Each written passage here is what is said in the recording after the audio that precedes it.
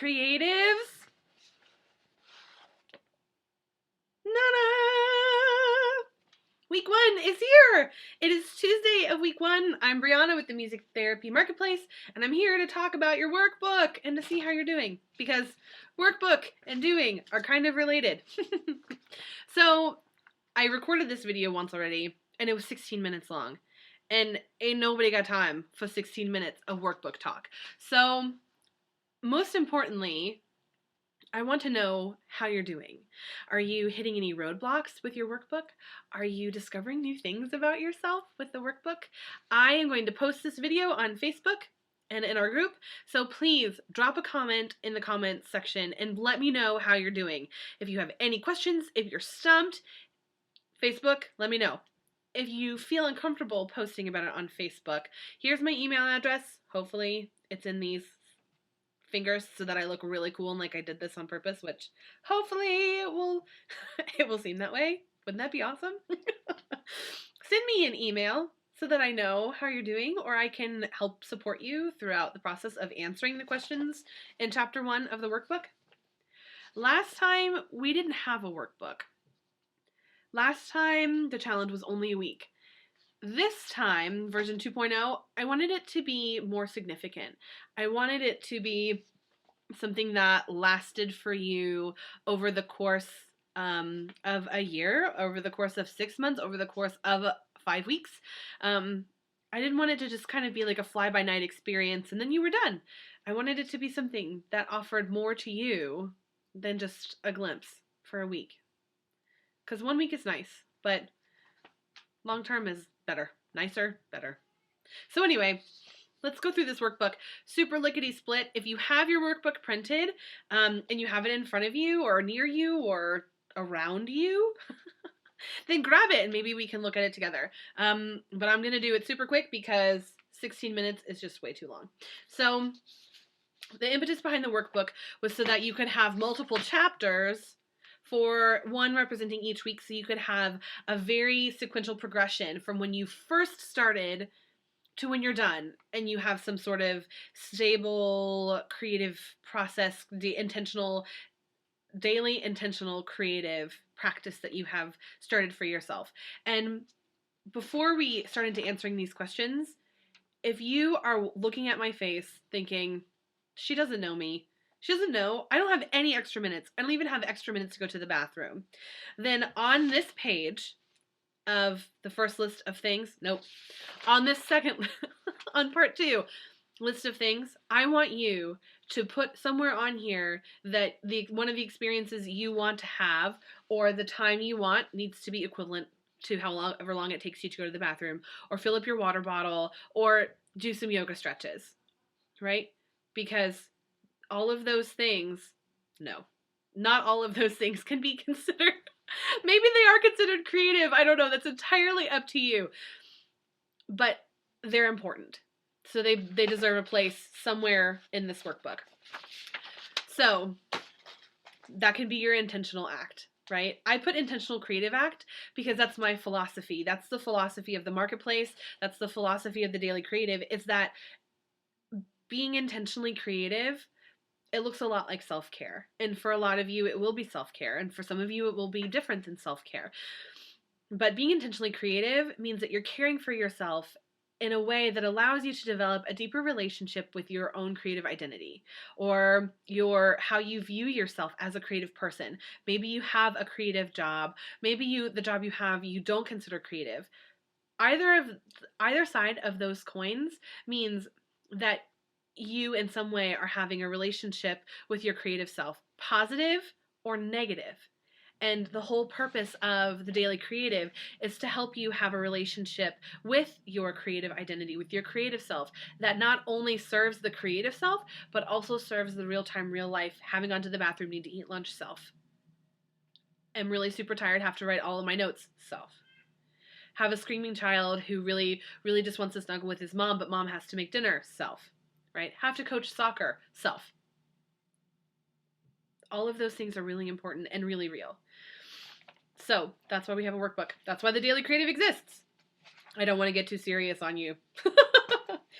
So part 1 is about listing the things that you are already gifted in, the gifts you acknowledge to be true. If you're a musician, you get to put music on the list. If you are someone who works at a desk 9 to 5, but you take a walk in the middle of the day, you get to put walking on the list of gifts that you have, right? There's already some sort of amazing creative nugget inside of you. And this is the opportunity where you get to talk about what that nugget is and give yourself a little love. On my list, I put music because I'm a music therapist. I put journaling because I really take a lot of pleasure and get a lot of grounding out of journaling. The ability to give lots of love because I love to love.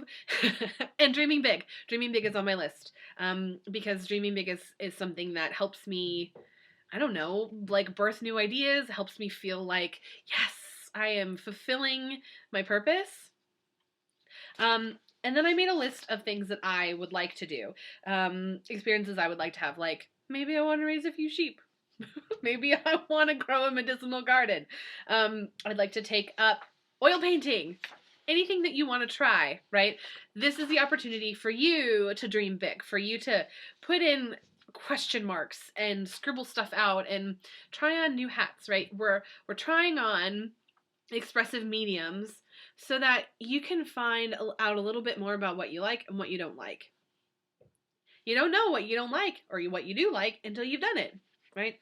I don't know if that applies to everything. Like, maybe don't make dangerous choices, but creative choices, I feel like, you can try on different hats. Anyway, the next page is a list of more serious questions. This is the part where we do the digging, where you ask yourself how much time you actually have to give to a creative commitment. If you are of the, oh my gosh, I haven't gone to the bathroom, I really need to eat lunch, and it's the end of the day. Like, what happened, right? If that is you, then maybe you don't put a lot of time. Maybe you do put a lot of time. The point is that you write down an honest answer of what you think you have to offer to your creative self. And one of the lovely things about offering to your creative self is that the creative self then offers back. And it doesn't look the same. It doesn't look like time, always. Sometimes it looks like creative problem solving. Sometimes it looks like creative time management. Sometimes it looks like tangible creative products, which is the next question. Is tangible product really important to you? I answered that question with a yes, because I take a lot of joy and gratitude out of being able to observe how I felt at any given time, in any given moment. I really find that helpful and meaningful to me. So if that is you also, then write yes proudly. I put an exclamation point, actually. So write down yes, because you deserve to have a marker for that. You deserve to be able to look at your creative self and say, I hear you, I see what you're telling me, thank you so much for manifesting in this way. I don't know. If that's weird for you, you don't have to say that. But my point remains that it's entirely up to you. And then it's important to consider what it's like to have mindfulness. What kind of experience do you want to have with your creative act? So just give yourself some time to answer these questions. If you're struggling, send me an email. It's hopefully going to fit right in here between my fingers. Wouldn't that be awesome if I could figure out how to make that happen? That would be great. The next part 3 is all about marking down what you intend to commit to your creative self. We are not measuring accomplished or not accomplished. We're not measuring check marks. We're not measuring that. We're just observing the types of activities, the types of intentional creative activities that you are able to offer to yourself. Maybe you find a roadblock. Maybe you find that you wrote something on your list that you didn't realize was going to intimidate you. Maybe you wrote something on your list as a long shot or as something completely new to you, and you were like, hey, this speaks to me. I feel creatively restored. You never know what's going to happen. So just write down on your list anything you think you can commit. We're not looking for timelines. We're not looking for, I'm going to set my timer for 7 minutes. I'm going to accomplish this huge artistic task in one night. Nope, we're not going to do that. We're not playing that game. We are playing the soft, gentle, take your time, figure out what works game. Okay? That's what we're doing. The next page is all about reflecting. If I had to do a lineup of page importance, the first page of importance would be part 2, Finding Your Groove part 2, because that's asking some of the hard questions that we don't think about. But then the second page would be the reflection page, because the reflection page is how you're going to set yourself up for week 2. How you're going to provide for your creativity so that your creativity can provide for you.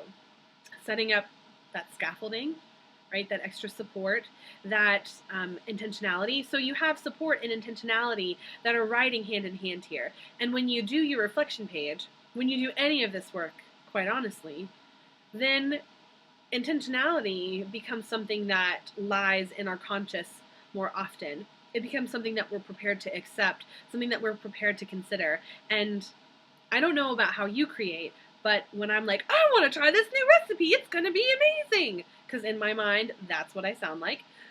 It's going to be amazing. And then I get an hour in and I'm like, oh my God, I'm too tired to finish. Or why am I burning all of these things?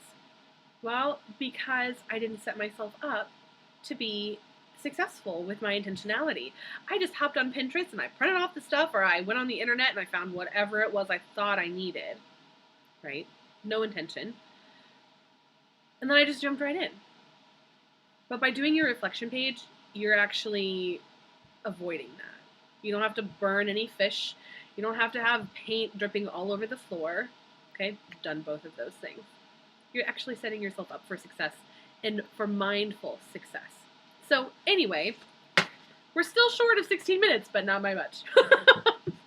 Thank you for joining me for the workbook rundown. This second page I didn't actually mention. It's a table of contents. So you'll see all of these other chapters, these weeks, right? They're coming to you weekly, so that by the time that we're done with these 5 weeks, you'll actually have a relatively substantial workbook full of meaningful thoughts, intentions, and activities, intentional creative acts that you have done, that you have dreamed about doing, and goals you have set for yourself, kind, loving language you have used on your reflection page. I wanted you to have this so that you could be intentionally creative for however long you intend to be intentionally creative. That's all. So I'm holding creative space for you this week as you are figuring out how you want to answer your questions on your workbook, how you are caring for yourself, how you're figuring it out. Please do not hesitate to comment on Facebook or send me an email if you want to be a little bit more private. I'm ready to hear how you're doing and what you're thinking. So I'll see you next week. I'm so excited. Thank you for being here with me, and I look forward to hearing how you're doing. Bye.